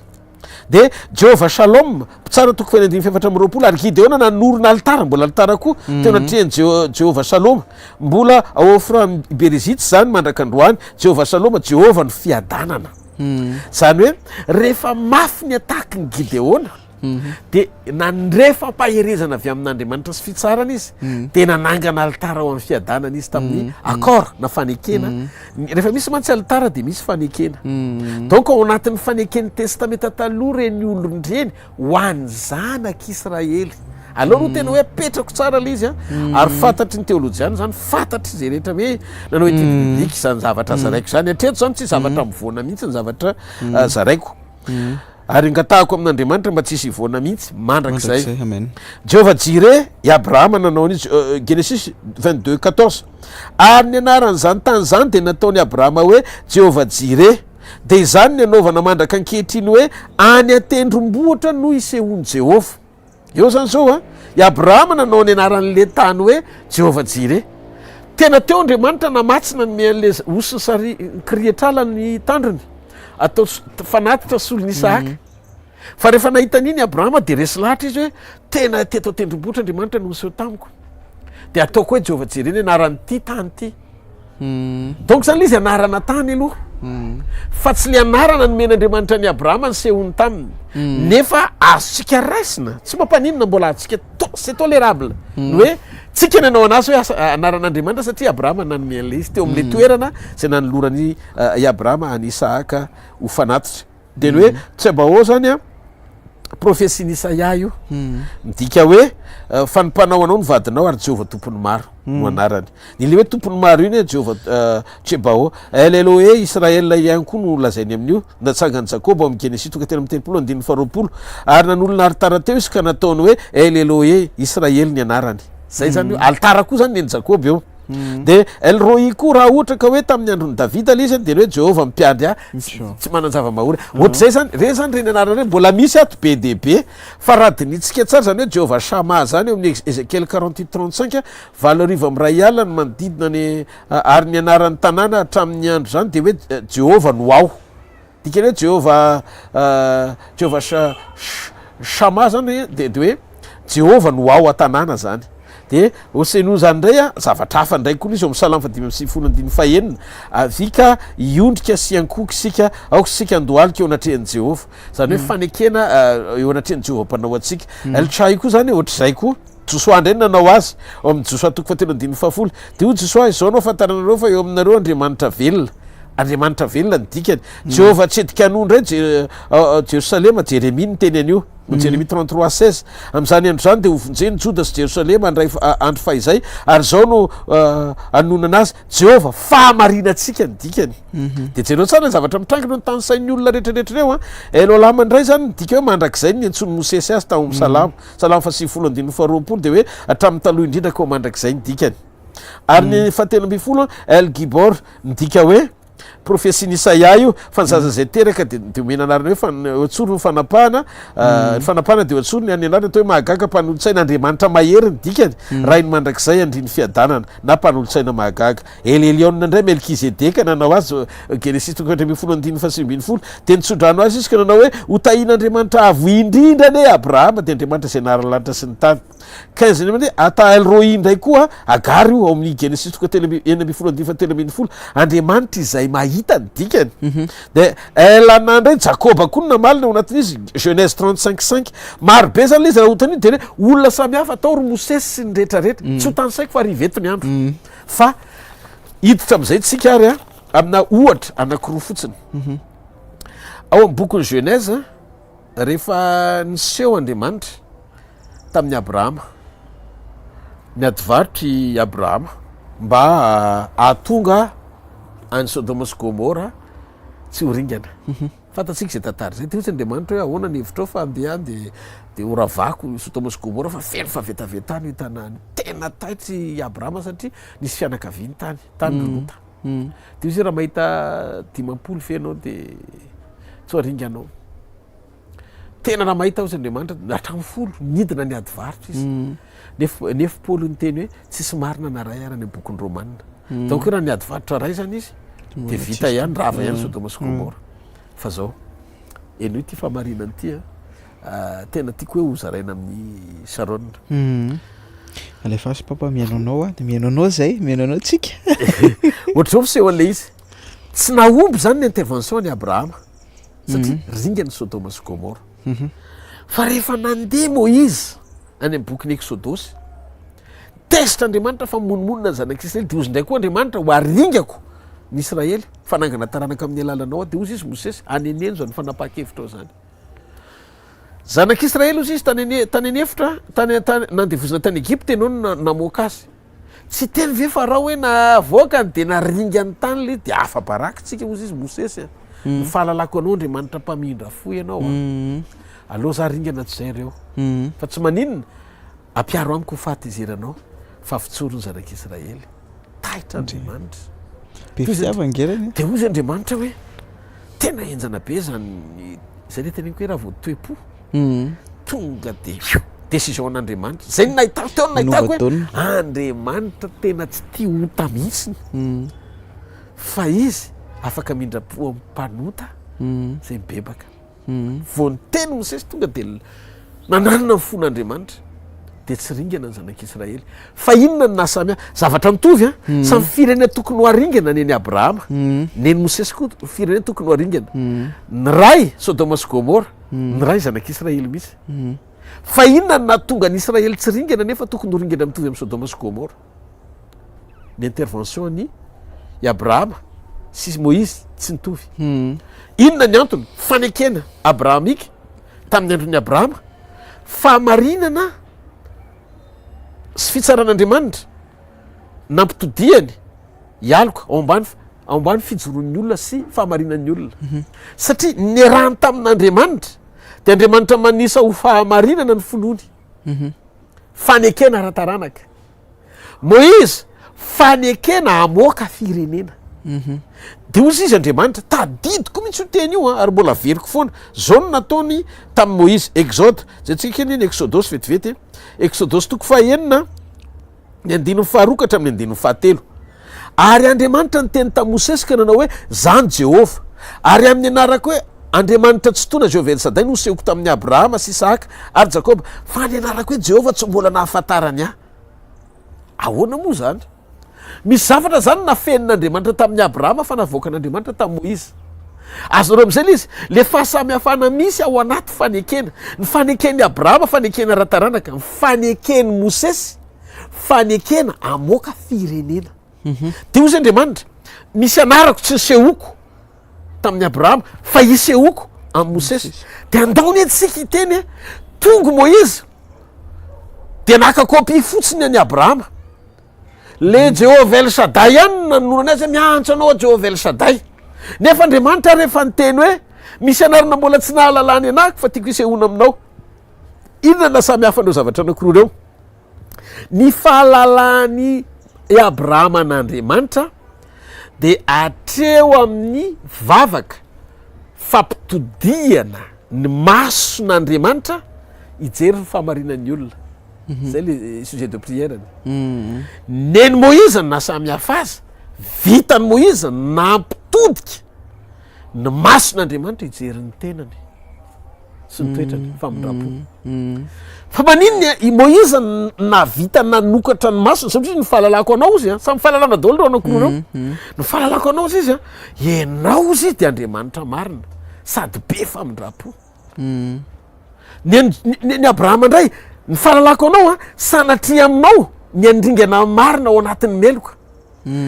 Samy fahalalana reo fa samy hafa le satria fisehoana samy hafa nanambaran'Andriamanitra ny tenany tamin'ny Abrahama sy tamin'ny Moïse. Hitanareo am'izay le karazana fanekena tsy mitovy ao anatin'le fitondrana. Noho zany tsy tokony ho maiky i Moïse hiantso an'i Jehova El Shaddai. Rehefa ny teny Andriamanitra tianaranyity nisehoko aminao fa aza miditra am'ty fa ty nisehoko tam'retsy fa ty nisehoko aminao. Andriamanitra zany ohatr' zany isaky misy changement de programme de misy changement ananao isehoan'Andriamanitra. Ao anatin'izy nefa tsika am'izao vanim-potoana zao tsy fanekena taloha tsony tsika fa fanekena vaovao. De andaony hoe hoentiko ao anatin'ny fotoana fohy raha ohatra Andriamanitra ny teny hoe tamin'ny Abrahama jerentsika ny bokin'ny Genesis vetivety iverenantsika ao am'le Genesis 22:14 Genèse 22:14 zao ny zavatra mitranga ao ary ny anaran'izany tany zany de nataony Abrahama hoe Jehova Jireh. De izay no anaovana mandraka ankehitriny hoe any atendrombohitra no isehony Jehova. Tanareo izy ndika leo Jehova Jireh zany i Abrahama ny teny hoe any atendrombohitra no isehony Jehova. De andao tsika ijerana le fanekena vaovao raha oharina am'le fanekena taloha tonga Jesosy Kristy de zao nataony tamin'le vehivavy Samaritana. Jesosy ny teny an'ity fa tsy pasteur Rodolphe. Jauna toko faefatra jereo hoe Jauna toko faefatra ny Jauna toko faefatra manomboka amin'ny 1:20 ka hatramin'ny 1:20 vakiko le izy amin'ny anaran'i Jesosy. Ary Jesosy tamin'ny raha vehivavy io vehivavy io vehivavy ny testamenta taloha nampiditra izy le fanekena taloha tamin'ny razany rehefa niresaka tamin'ny Jesosy izy de ozy izy raha vehivavy minoa aho izy Jesosy fa avy ny andro ka tsy eto amin'ity tendrombohitra ty na ny Jerosalema azo ny ivavahanareo amin'ray. Fa manino Jesosy miteny hoe tsy eto amin'ity tendrombohitra ty na ny Jerosalema satria i Abrahama ny teny hoe teo atendrombohitra no isehony Jehova Jireh. De eto Jesosy no manohatra ny Jehova Jireh fa tsy pasteur Rodolphe. Asa nazosy ny zavatra tiako tenena. Eto Jesosy no manohatra ny Jehova Jireh fa tsy pasteur Rodolphe. Fa ahoana izy no miteny hoe manina ny ananako fahasininy manohatra ny Jehova Jireh raha i Abrahama miteny hoe eo atendrombohitra ny isehony Jehova de zay mahatonga ny Jiosy mivavaka eny atendrombohitra na mivavaka eny Jerosalema. Fa Jesosy no nilaza ozy izy hoe minoa fa avy ny andro oviny io andro ny testamenta vaovao ka tsy am'ty tendrombohitra ty tsony ohatry ny fandehanana roatrany tamin'ny andron'ny Abrahama any tendrombohitra ny isehony Jehova na Jerosalema aza any am'izay ivavana na toerana anankiray localisé hoe any amina toerana ray tsy maintsy ivavana fa ao no misy an'Andriamanitra mivavanareo amin'ray ianareo mivavaka am'izay tsy fantatrareo zany hoe lasa mivavaka amin'ny tsy fantatra amin'Andriamanitra tsy fantatra. Tsy zany ny tenan'io saroana fa Jesosy lasa mivavaka amin'Andriamanitra tsy fantatra zay mbola mivavaka sy mametraka ao ampony an'le Andriamanitra niseho eny atendrombohitra satria ny programa nisehon'Andriamanitra tany atendrombohitra de ho an'i Abrahama no manana azy tamin'ny fanekena voalohany zay tandindo ny zavatra ho avy amin'ny taranaki Abrahama no atongavan'i Jesosy. Rehefa tonga Jesosy de anomana izy le tena fanekena vaovao. Ny fanekena vaovao ny soloan'Andriamanitra endrika roa le toerana roa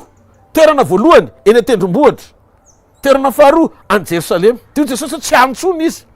teo amin'ny andiny faharoa am'roapolo ianareo mivavaka am'izay tsy fantatrareo zay kosa mivavaka am'izay fantatrareo satria avy am'jiosy ny famonjena mandroso ny tenany izy satria teo am'jiosy ny mipoirany andiny fahatelo am'roapolo fa avy ny andro sady manambara ny tenany am'izay izy sady tonga ankehitriny raha mipivavaka na mipiekohaka ekohaka am'ray ekohaka am'ray am'y fanahy zay le ny atendrombohatra sy am'y fahamarinana zay le eny Jerosalema soloa ny zavatra roa le roa teo aloha tendrombohatra sy Jerosalema lasa ray am'y fanahy sy ny fahamarinana ndray ozy izy mitady mpivavaka eto zany tsy olona mitady an'Andriamanitra eny atendrombohatra sy eny Jerosalema fa olona tadiavin'Andriamanitra ao am'y fanahy sy ny fahamarinana azonareo ve le mahasamy hafa tena hitako le andro zavatra zay le izy mazava papa franchement zany ianao nitany aona tsara zany de manao toy izao kely de olon'ny testamenta taloha reo saronina re olon'ny testamenta taloha reo ny rana aminany am'y zavatra ho avy hitsalalindalina ho atsika tena aloha mihitsy tsika tena hitsalalindalina hitanareo ao am' Petera voalohany toko voalohany jereo Petera voalohany toko voalohany zao ny zavatra mitranga ao Petera voalohany toko voalohany ny andininy fahasifika hatramin'ny andininy faharoambiny folo jereo ny olon'ny testamenta taloha ozy izy hoe mandray ny antony finoanareo de ny famonjena ny fanahy ny am'zany famonjena zany ozy izy zay ny tadiaviny mpaminany sy nokasahany fatratra tadiaviny mpaminany sy nokasahany fatratra de rehefa naminany fahasoavana ho anareo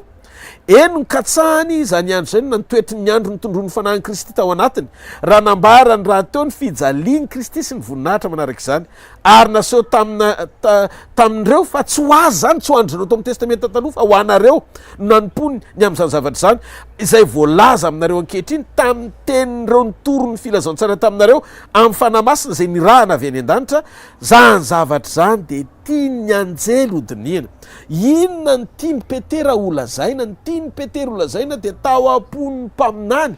nanomezana an'ireo teny fikasan'ireo ny amin'ny zavatra ho avy mba hiaina zay zavatra hiaina atsika androany satria ny zavatra azony zareo ny ainana tam'izay fisehoana sy alitara hitany tany amin'ny testamenta taloha de tandindo ny zavatra ho avy zay nomena azy hoendriky ny fikasana satria mbola tsy tonga Jesosy rehefa tonga Jesosy le fanekena faharoa vita ny famonjena niova ny endriky ny anarana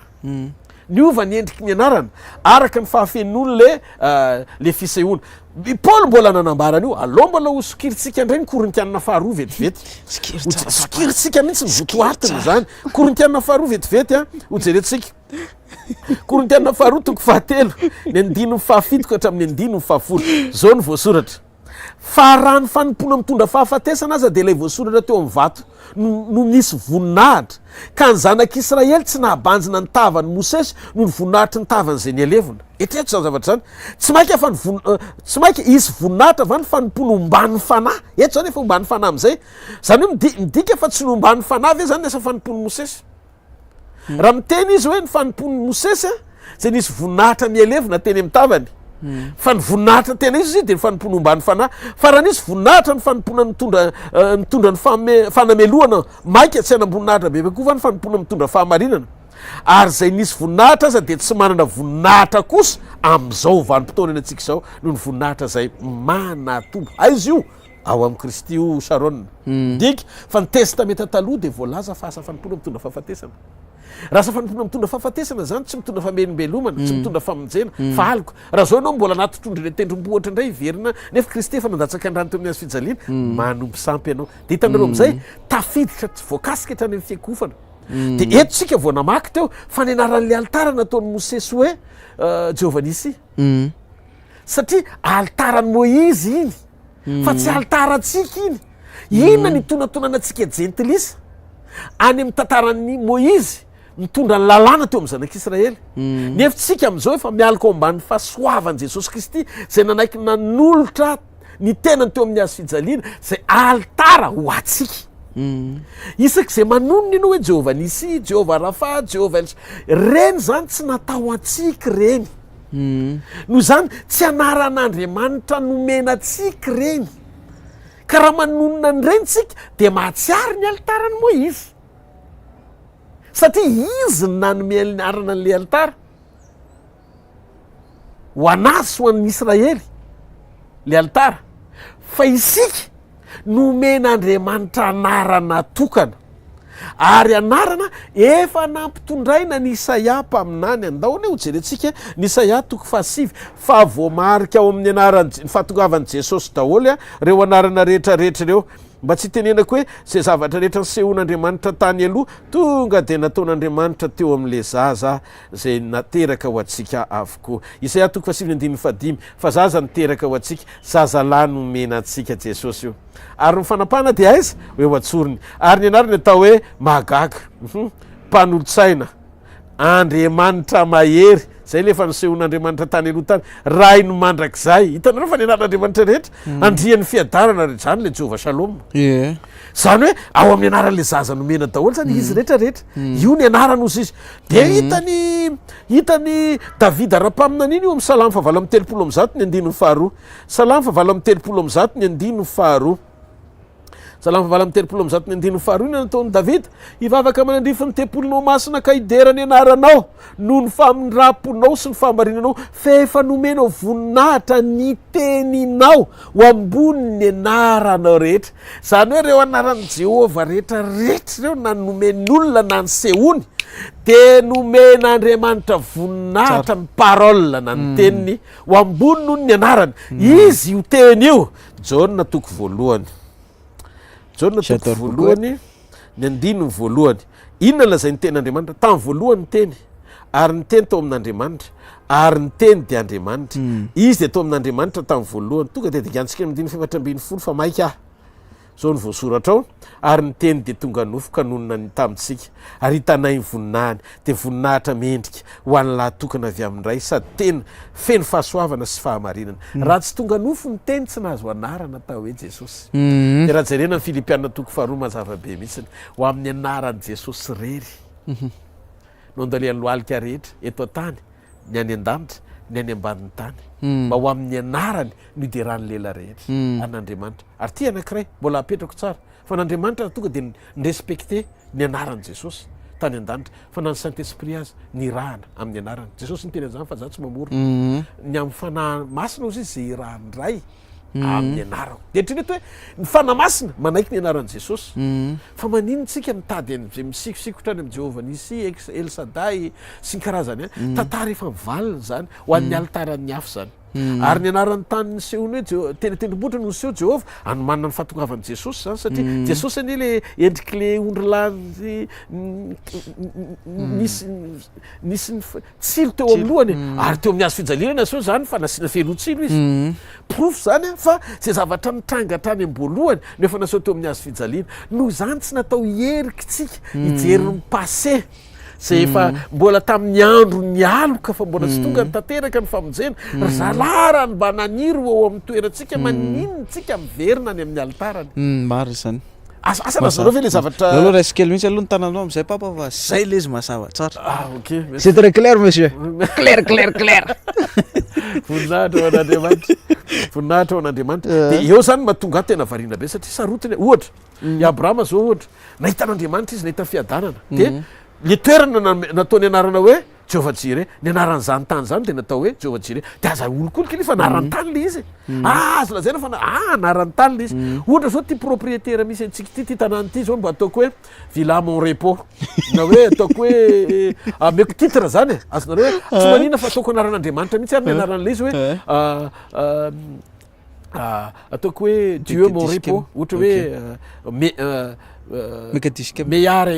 meare quies na hoe Mon Repos amin'ny teny latina. De dikan'izay zany Villa Mon Repos za zany zao ataontsika mpanompon'Andriamanitra de le tanàna iny ataony hoe Mon Repos de zay miditra tao zany de tahin'Andriamanitra de zay miditra tao zany de hiadana de tao no sehony Jehova taminy ohatra fa nataoko an'izay ny anaran'ity tanàna ity. De za zany raha ohatra ka manofahofa-tanana miantso an'le hoe Jehova Jireh any amin'ny fanofatanana, propriétaire ny Abrahama anie zany no meko voninahitra fa tsy tonga de le anarana sehon'Andriamanitra satria tsy zay anaran'izay tsy anarana ny sehony nomeny terany akory tamin'ny sehony tamin'ny Abrahama fa anarana nomeny Abrahama le tany sy le toerana ny sehony taminy. De le zany tokony ho raisitsika arak'izay le izy fa tsy hoe avilivilitsika fa manjary lasa vily fiakofantsika. Zao mantsy sarona zavatra tena mahasarota tena Andriamanitra. Rehefa diso lalana ny fifatoanao ao anatina fiantsonan'Andriamanitra de diso ny fiakofanao ary ny devoly fahavalofetsy. fetsy ratsy vitany mamily kely fotsiny fifatoanao a tsy ho tanteraka am'le planina tian'andriamanitra isehoana sy hitondrana de eritrereto hoe arak'izay fanekeny zay tsy nisehony tamin'ny abrahama ary tsy nisehony tamin'ny moïzy de am'izao efa misy efa tonga aty am' jesosy kristy efa vita ny famonjena tsika efa manana anarana ambonin'ny anarana rehetra ary eo am' jesosy daholo ny fanapahana ny fanjakana ny fahagagana ny fahatsarana ny voninahitra izy koa natao hoe lalana izy ny fahamarina izy ny fiainana andana tedavy daholo ny anaran' jesosy rehetrarehetra ao de hitanao fa mbola mihoatra lavitra noho zay nisehony nanomezandry mosesy anarana azy sy mba ndry abrahama sy jakoba azy ny antony de tsotra efa tanteraka ny fisehoan'andriamanitra teo amin'ny olona anankiray sady tsy nanatsiny masina sady tsy nalalaota mosesy eny nahazokina Eli nahazokina i abrahama nahazokina reo rehetrarehetra reo olombelona nampiasain'andriamanitra daholo fa jesosy tompoko mialatsiny a 100% olombelona no nisehony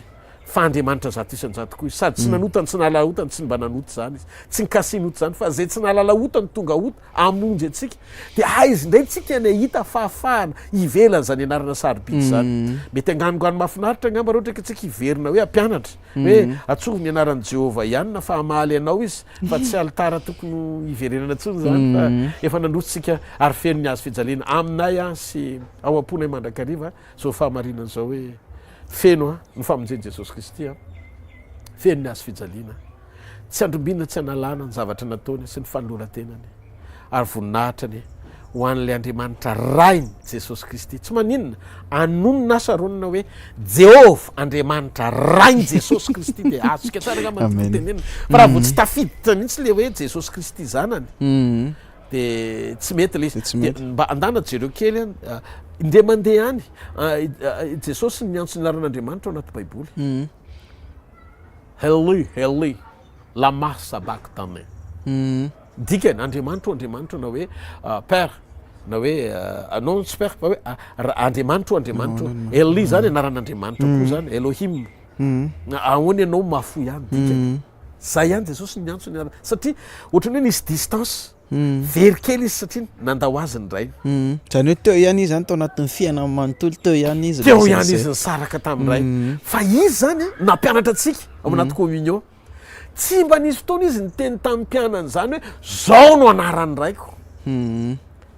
fa rehefa ampianatra ivavaka izy ahoana nataonay rehefa ivavaka zay rainay zay ny an-danitra ho any amin'ny raiko sy ny rainareo a ny fiatsonan'Andriamanitra re tsy mba natsony tamin'ny anarany koa rehefa ampianatra atsika izy fa hoe aba père Andriamanitra ray fiatsona azy feno zay dada feno tsara zay ho atsika rehetra ny tokantrano raha ohatra ianao ka resy lahatra na zava-tsara taminao le fampianarana teo de asio kely soratra ambany hoe setup tsika le setup afahantsika manome voninahitra an'Andriamanitra trano wow franchement tena mazava tsara izy ohatr'izay dada teo daholo ny tongo sy andininy maromaro a angatako angamba ny équipe technique raha ohatra ka hoe possible rehefa aveo hoe listena kely le tongo sy andininy angambany ve oui amin'izay hoe afaka ataontsika hoe mamakina ny tokantrano satria tsy mivoana amin'ny tenin'Andriamanitra no zavatra ny fampisarana teo ary tenin'Andriamanitra ny fiainana tena ohatrany hoe mijery le situation teo zao de ohatrany hoe misy image zany tonga atao tsy haiko ohatrany hoe na tsika olombelona re ohatrany hoe misy etapeny eo amin'ny fiainantsika misy fotoana foetus de rehefa mivoaka amin'izay tsika tsy azo atsonatsony hoe foetus satria efa olombelona velona be fa raha mbola hoe atsony hoe foetus mety raisiny ohatrany hoe fitenenan-dratsy azy angambany de ohatrany hoe zay ny image hitako par rapport amin'le zavatra tenenin'ny papy io tena misaotra an'Andriamanitra tsika ny amin'ny fisehoany ny fanamarinany ny ataontsika hoe ny teniny hatrany ary ny fanehoany ny fahatsarany reo zava-miafina rehetra zay aseho any amin'ny alalan'ny fiombonana aminazy sy ireo teny zay apetrany eny am-bavanao papa miariva ihany ity ny andro misy fantany kely ato mipetraka sarona hoe manota ve ony raha ohatra ka manonona ny anaran'i Jehova nisy ary ve zay moa zany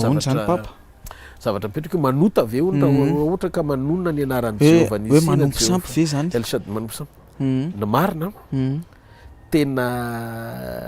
rehefa lasa tany amin'ny testamenta taloha ireny de fisehoana no manan'Andriamanitra ny fahafenony ao amin'ny Kristy le izy aloha averiko tsara tsika tsy manamavo ny zavatra nisehon'Andriamanitra tany aloha fa tsy natao hiverina tamin'izay zavatra nisehon'Andriamanitra tany aloha ny fampianarana mametraka nyreny anarany reny a sy reny alitara lasa reny de famerenana ny finoany olona tsy ho kristianina fa judaisme aloha tonga de lazaiko zay judaismeandriamanikafa ve satria lasa mivadika eo toy ny endriky ny andriamanikafa eo am'zay eo le tiako tenenina am'zay hoe eo le tiako tenenina am'zay hoe fanimpotsampy moderna le izy zany hoe ao ara-baiboly no anamarinana ny zavatra atao etsona ny anaran'andriamanitra efa dépassé par l'événement satria zavatra efa passé reny ny famonjena efa vita zareo ne petera voalohany toko voalohany ndimy fasifikatra am'dimy faharoambiny folo ne maneho tsara naniry zareo ny zavatra iainantsika maninontsika ny miverina any amin'ny toeran'ny olona maniry nefa nomena fahafapo iaina ny toeran'ny olona irina satria nandray an' jesosy noho izany a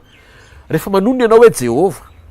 à la rigueur tsy mampaninina satria jehova no anaran'andriamanitra fa apetrao hoe jehova andriamanitra rainy jesosy kristy sady rainay koa ty ary zany mifantanina raha ohatra miteny hoe jehova jire rainy jesosy kristy rainay koa ahoana zay tsy mety satria raha miteny hoe jire anao zany a de tonga de le taniny abrahama tanyny abrahama ohatran'ny hoe parcelany abrahama zany azoko hoe ty tany ty zany de ataoko hoe jehova jire ataoko ty très bornel izy jehova bypass zao ty bypass ty zany zao misy morcellement anaty tany kely ty de ataoko hoe jehova jire ohatra ny anarany ary anarana zany tany zany satria miracle nazahoana an'le toerana ohatra de ataoko hoe seho teto andriamanitra de hoe jehova jire ny anaran'ty tany ty de ohatra zany le izy de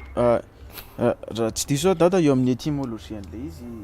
afaka ohatrany fotsiny hoe raisina en tant que qualification zany le izy fa tsy atefaniny adoration fa za zany tonga de mametraka koa eto hoe aza tonga de exagéré nohatra zany le izy pasteur odolo sao de mba misy heviny hafa ihany de averiko ary zao hoe tsy mampaninona no comment tsika tsy ady hevitra be am'izay anaran'zay fa zao fotsiny ary respecté sonore hoe tsy vanim-potoana amin'ny fanekena talotsontsika fa tonga vanim-potoana amin'ny fanekena vaovao ataovy ampy anao ny anaran'i jesosy fa ny anaran'i jesosy nomena asy omenanao fa tsy ny anarana zay nahitany moïse azy ao ambany lalàna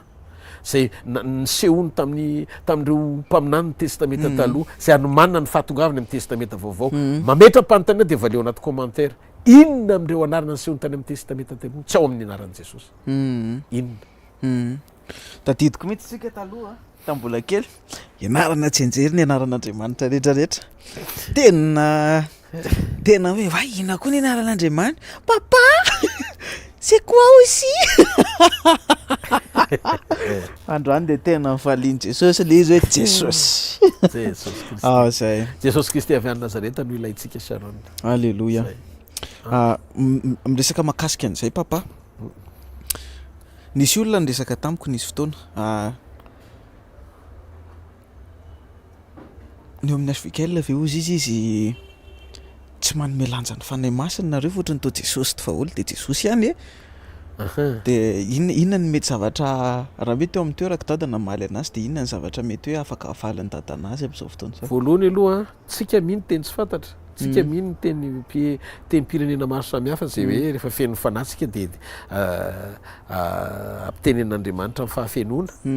tsika koa mametraka malalaka amin'ny fiasan'ny fanahy masina fa mahatonga atsika hoe miantso an' jesosy a mametraka ny lanjany fisiany jesosy ny fiainam-panimpona averiko indray mino an'andriamanitra ray tsika mino an' jesosy kristy totsika mino ny fanahy masina tsika mino an'andriamanitra telo zay ray tsika fa mametraka fotsiny am'le tena araka ny tokony ho izy ny zavatra rehetra am'izay tarian'andriamanitra atsika ary le izy a tsy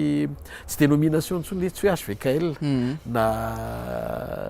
hoe croisade rahana tsy titre le izy tsy dénomination le izy fa croyance le izy ao anatina finontsika de mila miorona tsara fotsiny mifanaraka am'zay takian'andriamanitra sy andasan'andriamanitra amitsika sy nataon'andriamanitra ho antsika de tanteraka sy mety ny zavatra rehetra alleloia zay angamba ny androany papa zay ny fanontaniana mety hoe tatoatsaiko tataopoko afaky napetrako any dada androany misaotra betsaka ny amin'ny fotoana misaotra ny amin'ny sincérité misaotra ny amin'ny fahitsiana ary misaotra ny amin'ny fitiavana mety de manatitra ihany koa ny veloma finaritra ho anareo zay nanaraka mihitsy matoky aho hoe hiasa mahery amin'ny alalan'ny teny zay ny fampizarana teto andriamanitra mino hoe afaka hitondra fiainana hitondra fananganana hitondra fampaherezana ary indrindrindrindra hitondra vokatra hifanaraka amin'ny sitrapon'andriamanitra eo amin'ny fiainany tsirairay avy reto de amin'ny anaran'i jesosy de tonona fa reo zay ataontsika hoe olona manana fahasarotana anao ny sitrapon'Andriamanitra dia hisokatra ny fony indray décision marina tokoa hiditra amin'ny sitrapon'Andriamanitra, hikatsaka ny sitrapon'Andriamanitra ary aniry ny anao ny sitrapon'Andriamanitra. Manona ny fiadanana pisy dia aiza moa zany zao ny kopakopaka raha ikopakopaka atsika ny kopakopaka manona fiadanana eo amin'ny tsirairay avy eo pisy pisy raso fiadana tokony misaotra ny hainao farany saotra indrindra tompo dia farany tena farany azadiny no mizara any amin'ny namana havana sy ireo izay mety olona manana fanontaniana nitovy tamin'iny fanontaniana iny. Raha mbola misy fanontaniana manitikitika ny saina sy ny fo sy ny fanahy azadino mametraka an'izany eo amin'ny commentaire na any amin'ny message privé sy ireo izay